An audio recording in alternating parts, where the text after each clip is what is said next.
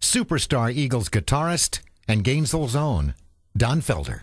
Don, thanks for talking with us. Oh, it's my pleasure. Glad to do it. Anything for a Gainesville radio station. I can remember playing your songs, and I can still see those records still turning on the turntable, especially Hotel California. Thank you guys for that long song, because it enabled us radio people to take long breaks. And that's your guitar lick. It is, Yeah, a lot of DJs used to call that the bathroom break song, where they put that on and take a break and go out and make a phone call or have a cigarette or go to the restroom, whatever they like. But it was 6.5 minutes, I think. How often do you get back to Gainesville?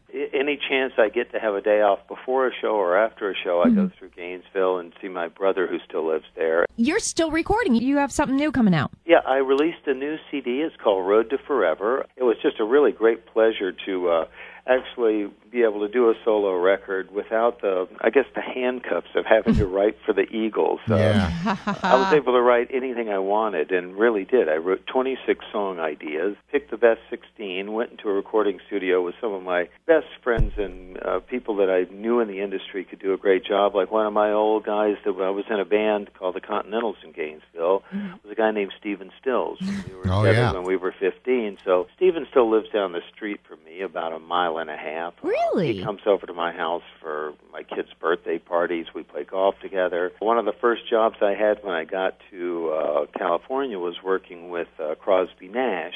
So I thought, who better to come in and sing on this record than Crosby, Stills, and Nash? There's a fabulous bass player out here that everybody knows as the dog dude on American Idol, Randy Jackson. Oh, yeah. I had Randy come in and play bass on this one song. Another friend of mine that helped me on a couple of tracks was a guy named Tommy Shaw. Oh, yeah, from Styx. I don't know if you know them. Yeah. Just a lot of really great people and fabulous musicians that were willing to throw in on this lot, and we had a great time doing it. When you first got started in this business, I always like to ask this question. What's the smallest amount of people that you ever played in front of in the beginning?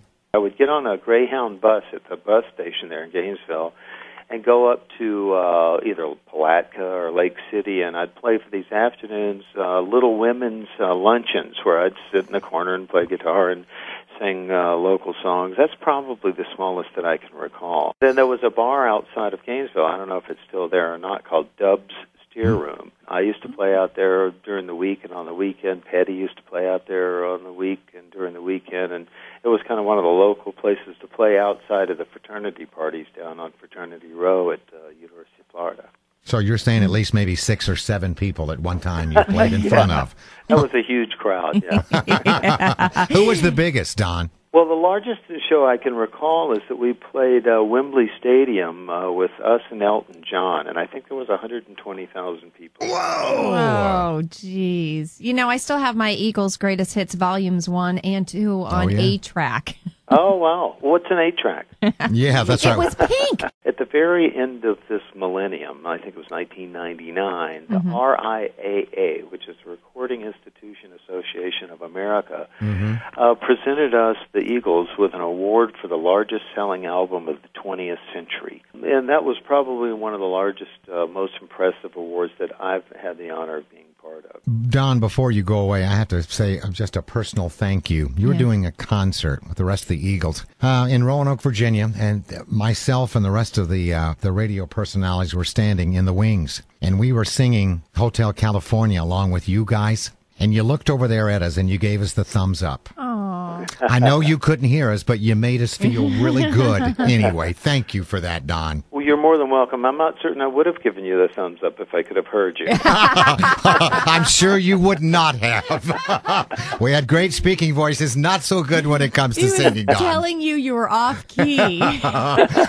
Don, thank you so much. Yes, thanks for taking the time. And I appreciate you guys having a chat with me on the radio. I'll stop in next time I come through Gainesville. Oh, my Please gosh, do. that would be way super cool. Oh, man. All right. All right. Thank you, guys. Thanks, Thank Don. you.